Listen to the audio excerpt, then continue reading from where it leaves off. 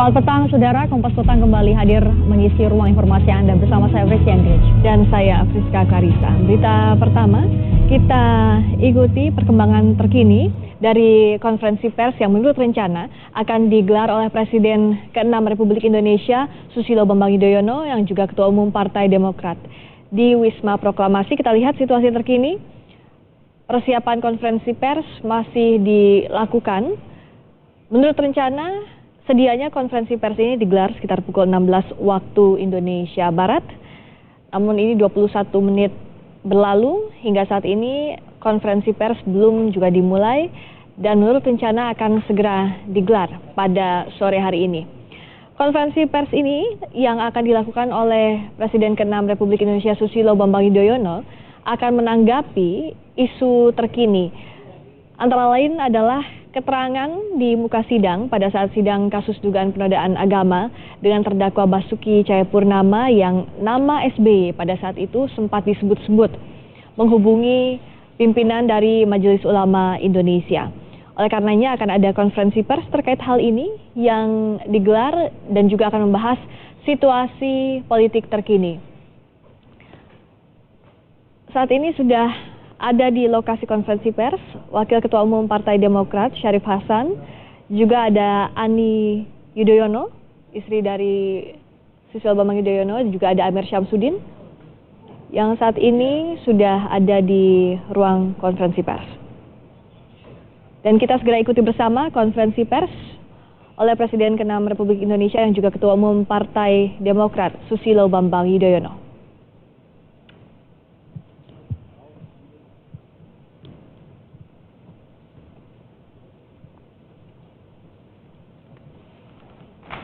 Baik, rekan-rekan media sekalian, terima kasih sudah memenuhi undangan kami.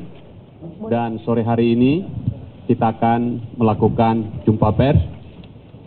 Dan hari ini saya ingatkan lagi bahwa jumpa pers kita kali ini tanpa tanya jawab.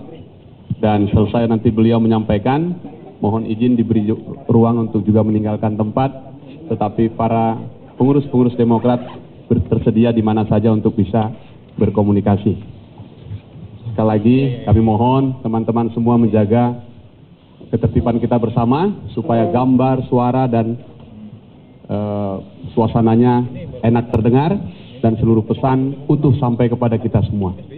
Terima kasih untuk kita semua. Saya persilakan Bapak SBY. Terima kasih Bung Hinca.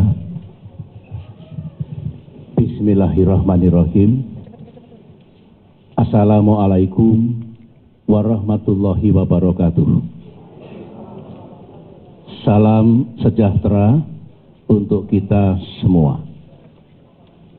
Rekan-rekan wartawan yang saya cintai, alhamdulillah kita dapat bertemu kembali pada sore hari ini. Semoga pertemuan kita membawa berkah. Saya pada kesempatan yang baik ini ingin menyampaikan penjelasan,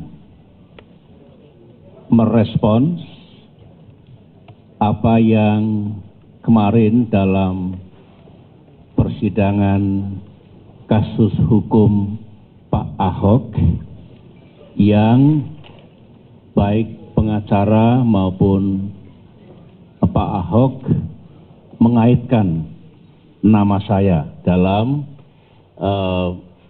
persidangan tersebut.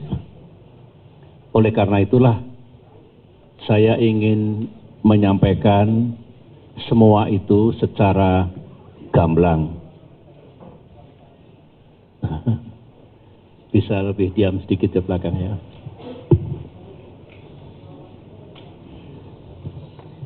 Namun sebelum saya masuk ke situ, ada dua hal. Pertama, teman-teman mengingatkan sebetulnya Pak SBY nggak usah bicara lah. Lebih baik diam saja daripada nanti digempur lagi. Jawaban saya, lah saya diam saja juga digempur. Oleh karena itu akan bagus rakyat mendengarkan penjelasan saya karena kemarin nama saya dikait-kaitkan dalam persidangan kasus Pak Ahok. Nah, yang kedua, ini dari staf katanya wartawan pasti ini SBY marah. Ya enggak lah. Ya. Dulu bulan November saya dianggap keras atau marah karena memang ya tidak ada angin, tidak ada hujan, tiba-tiba Partai Demokrat dituduh menggerakkan aksi damai 4/11. Saya juga dituduh mendanai dan bahkan menunggangi aksi damai itu. Bahkan belakangan katanya menyuruh membom Istana Merdeka, di mana saya 10 tahun tinggal di sana dulu. Katanya juga SBY dalang dari rencana makar yang kemarin akan dilaksanakan. Tentu teman-teman, saudara-saudara, kalau dituduh dan difitnah seperti itu, saya sebagai manusia biasa harus menyampaikan perasaan saya bahwa semuanya itu tidak benar. Sayang sekali saya belum punya kesempatan bertemu Presiden kita, Bapak Jokowi. Kalau saya bisa bertemu beliau, niat saya ingin bicara dengan beliau secara belak-belakan. Siapa yang melaporkan pada beliau, yang memberikan informasi atau intelligence kepada beliau, yang tadi itu menuduh saya mendanai aksi damai 4/11, menunggangi aksi damai itu, urusan pemboman dan juga urusan makar.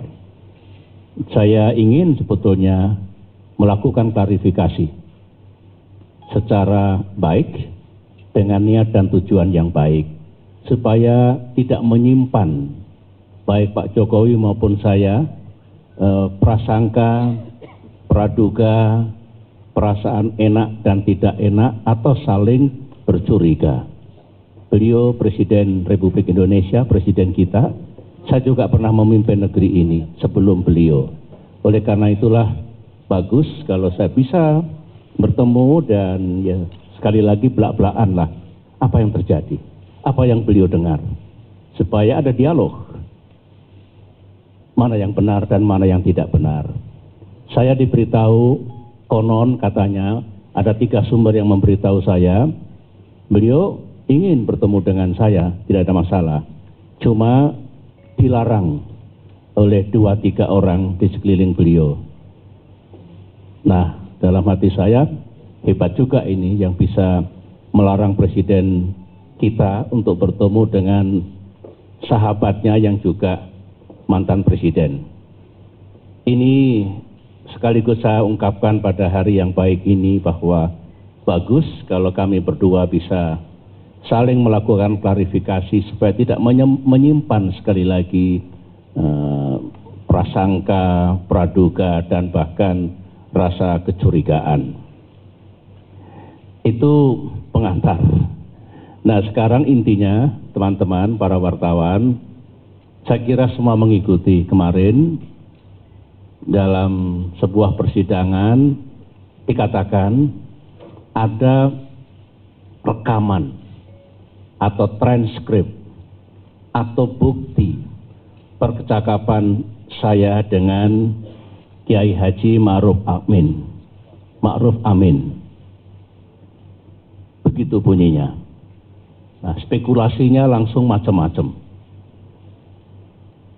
Nah, saya ingin menyoroti masalah itu karena kalau betul percakapan saya dengan Pak Ma'ruf Amin atau percakapan siapapun dengan siapa disadap tanpa alasan yang sah, tanpa perintah pengadilan dan hal-hal yang dibenarkan dalam undang-undang, namanya itu penyadapan ilegal.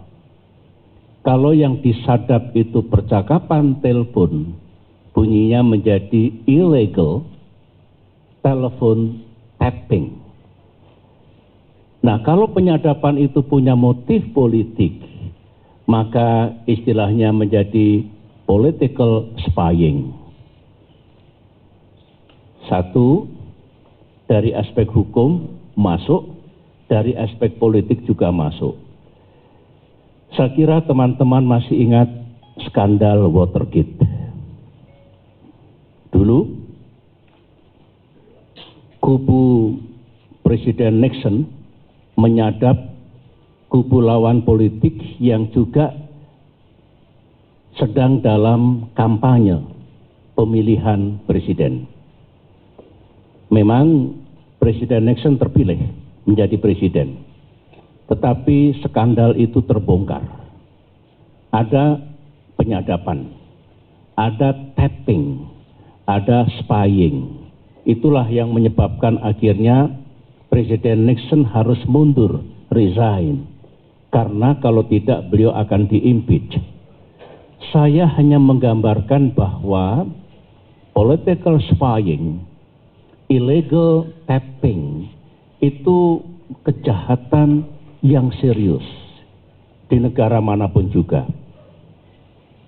Oleh karena itulah saya pada kesempatan yang baik ini ingin mencari dan mendapatkan keadilan sebenarnya apa yang sesungguhnya terjadi, ya. Karena kalau betul-betul telepon saya selama ini disadap secara tidak legal. Saya mendengar pada awal September, setelah kembali dari Jawa Tengah, Jawa Barat, diberitahu Pak SBY hati-hati, ada informasi telepon Bapak dan anggota tim yang lain disadap. Belum lama, kurang lebih 1 bulan yang lalu, saya juga dapat informasi sahabat dekat saya tidak berani menerima telepon saya karena diingatkan oleh seseorang di lingkar kekuasaan, hati-hati telepon kalian disadap. Sehingga kalau bicara sekarang melalui utusan, melalui caraka. Tetapi saya masih belum yakin apa iya. Salah saya apa? Disadap. Mantan presiden itu mendapatkan pengamanan oleh Pas Pampres. Siapapun mantan presiden itu, siapapun mantan wakil presiden itu, yang diamankan apanya? Orangnya, objeknya, kegiatannya, dan kemudian kerahasiaan pembicaraannya. Jadi menurut saya antara yakin dan tidak yakin apa iya, saya disadap. Nah, kalau betul-betul disadap, maka segala pembicaraan, kemudian kegiatan, mungkin strategi, mungkin rencana, apapun akan diketahui oleh mereka yang tidak punya hak sama sekali. Dan kalau itu menganggap dirinya lawan politik, ya sama dengan skandal Watergate tadi. Mendapatkan keuntungan dan manfaat politik dengan cara menyadap, mengetahui, mendapatkan informasi tentang seluk-beluk pembicaraan termasuk rencana dan strategi dari lawan politiknya. Dalam pilpres maupun pilkada, ya penyadapan seperti ini sangat bisa membuat seorang kandidat kalah. Ya memang akan ketahuan semua, mau dirahasiakan seperti apapun, ketahuan, tahu. Sementara itu saudara-saudara saya ingatkan, masih kembali ke soal penyadapan ilegal, karena for me it is very serious. Serius. Kita punya perangkat undang-undang. Adalah undang-undang tentang informasi dan transaksi elektronik, ITE. Ya, itu pertama kali terbit di era saya dulu pada tahun 2008, kemudian diperbaharui di era Pak Jokowi pada tahun 2016. Di situ ada pasal-pasal yang melarang seseorang atau pihak manapun melakukan penyadapan ilegal tadi. Salah satunya saya bacakan, ini pasal 31. setiap orang dengan sengaja dan tanpa hak atau melawan hukum melakukan intersepsi atau penyadapan atas informasi elektronik dan atau dokumen elektronik dalam suatu komputer dan atau sistem elektronik tertentu milik orang lain dipidana dengan pidana penjara paling lama 10 tahun, berat hukumannya, dan atau denda paling banyak 800 juta rupiah. Konstitusi kita, undang-undang kita, aturan kita sama dengan negara-negara lain melarang tindakan penyadapan ilegal itu. Oleh karena itulah, dengan semuanya itu, saya bermohon sebagai warga negara biasa, teman-teman, kalau memang pembicaraan saya kapanpun, kalau yang disebut kemarin pembicaraan saya dengan Pak Ma'ruf Amin, itu disadap, ada rekamannya, ada transkripnya, maka saya berharap pihak kepolisian, pihak kejaksaan, dan pihak pengadilan untuk menegakkan hukum sesuai undang-undang ITE tadi. Saya hanya mohon itu, sebagai rakyat bisa mendapatkan keadilan dan tegaknya hukum. Dan mulai hari ini saya akan mengikuti apa respon dari penegak hukum, karena ini bukan delik aduan. Tidak perlu Polri menunggu aduan saya. Sekali lagi, bukan delik aduan. Equality before the law, kesamaan dalam hukum, itu adalah hak konstitusional setiap orang. Semangat dan jiwa Undang-Undang Dasar 1945 juga seperti itu. Dan melalui mimbar ini, saya juga mohon agar transkrip percakapan telepon saya yang sekarang katanya dimiliki oleh pihak Pak Ahok, beliau sendiri, atau tim pengacaranya, saya juga bisa mendapatkan. Karena saya khawatir kalau tidak saya dapatkan, sangat bisa transkrip itu ditambah atau dikurangi percakapannya. Sangat mungkin kalau sudah menjadi transkrip itu bisa ada tambah kurang yang tentu akan berubah dari isinya seperti apa. Saya sungguh ingin mendapatkan transkrip itu karena dikatakan kami punya buktinya, kami punya rekamannya, dan kami punya transkripnya. Kurang lebih seperti itu. Nah, kalau saudara-saudara yang menyadap secara ilegal ini bukan pihak Pak Ahok atau tim pengacaranya Pak Ahok dan pihak lain, saya juga bermohon kepada negara untuk diusut siapa yang menyadap itu. Yang saya tahu, di samping KPK menyadap yang urusannya tindak pidana korupsi, ada lembaga yang lain, yaitu Polri, BIN atau Badan Intelijen Negara, dan juga BAIS TNI. Saya tidak tahu apakah masih ada atau tidak. Tetapi paling tidak itulah institusi-institusi negara yang memiliki kemampuan untuk menyadap. Pemahaman saya, sama seperti waktu saya memimpin dulu, penyadapan itu tidak boleh sembarangan, tidak boleh ilegal, dan harus berdasarkan aturan yang telah diatur oleh undang-undang. Tapi kalau misalnya, mudah-mudahan tidak, yang menyadap itu bukan Pak Ahok, tapi lembaga yang lain tadi, menurut saya sama, hukum mesti ditegakkan.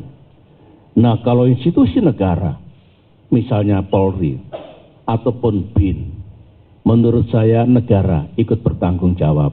Saya juga bermohon Pak Jokowi, Presiden kita, berkenan memberikan penjelasan. Dari mana transkrip atau sadapan itu. Siapa yang menyadap? Supaya jelas, yang kita cari kebenaran. Ini negara-negara kita sendiri, bukan negara orang lain. Bagus kalau kita bisa menyelesaikan segala sesuatunya dengan baik, adil, dan bertanggung jawab. Itu dari aspek hukum, saudara-saudara, dan juga sedikit dari aspek politik. Nah, kalau dari aspek sosial, begini. Kalau saya saja sebagai mantan presiden yang mendapatkan pengamanan dari Pas Pampres, begitu mudahnya disadap. Bagaimana dengan saudara-saudara kita yang lain, rakyat yang lain, politisi yang lain? Sangat mungkin mereka mengalami nasib yang sama dengan yang saya alami. Nah, kalau itu terjadi, negara kita seperti rimba raya. Hukumnya hukum rimba, artinya yang kuat menang, yang lemah kalah. Padahal yang betul itu yang benar menang, yang salah kalah. Jadi kita mohonkan betul penjelasan dari Bapak Presiden tentang hal ini. Ya mudah-mudahan tidak terjadi sehingga rakyat menjadi tenang. Tetapi karena diucapkan di depan persidangan, berarti itu memiliki kekuatan tersendiri, memiliki keabsahan tersendiri. Itu yang kita sampaikan. Tentu saudara ingin mendapatkan apa memang tidak ada percakapan antara saya dengan Pak Ma'ruf Amin ataupun dengan pejabat-pejabat yang lain. Saya ingin bicara truth, fakta, kebenaran. Tanggal 7 Oktober 2016 memang ada pertemuan antara Agus Harimurti Yudhoyono dan Silviana Murni dengan kedua organisasi. Pada hari itu dijadwalkan Agus Silvi bertemu dengan PBNU dan PP Muhammadiyah. Yang saya tahu, tema dari pertemuan itu Agus Silvi mohon doa restu, mohon nasihat agar perjuangannya dalam Pilkada Jakarta itu berhasil. Itu yang saya ketahui. Kemudian sebelum Agus Harimurti Yudhoyono berangkat, saya pesan sampaikan salam saya kepada beliau-beliau, dan kapan-kapan senang kalau saya bisa bertukar pikiran tentang masalah Islam dan dunia. Untuk teman-teman ketahui, sekarang ini saya adalah satu dari 3 yang disebut wise persons yang tergabung dalam Wise Person Council. Saya mantan mantan Presiden Turki Abdullah Gül dan mantan Presiden Nigeria Abdus Salam secara resmi sejak tahun yang lalu itu menjadi Wise Person Council dari Organisasi Kerjasama Islam OKI yang pusatnya di Jeddah, Saudi Arabia. Peran dan tugas kami bertiga adalah untuk memberikan pandangan dan nasihat kepada OKI tentang bagaimana kita mengelola permasalahan Islam sedunia, Timur Tengah, Rohingya, dan banyak lagi tempat yang menurut OKI kita harus peduli dan juga mencari solusi. Dalam konteks itulah waktu itu saya sampaikan, kapan-kapan kalau bertemu saya bisa mendiskusikan itu. Kemudian saya diberitahu di acara PBNU itu cukup lengkap,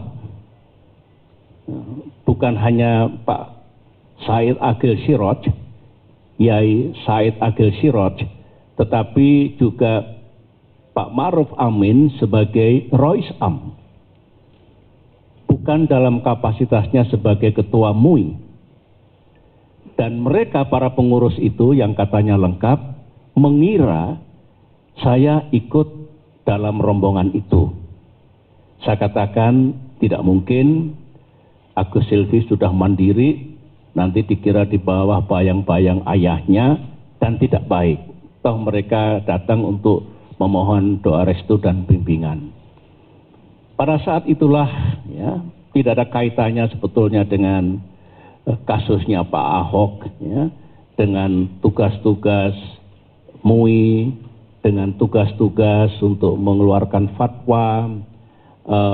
Ada staf yang bukan saya menelpon Pak Ma'ruf Amin langsung atau Pak Ma'ruf Amin menelpon saya langsung, tapi ada staf yang di sana dengan handphone yang bersangkutan menyambungkan percakapan saya dengan Pak Ma'ruf Amin yang kaitannya seputar pertemuan itu. Dan saya ulangi lagi tadi bahwa kita insya Allah suatu saat bisa berdiskusi dengan yang lain-lain. Intinya di situ.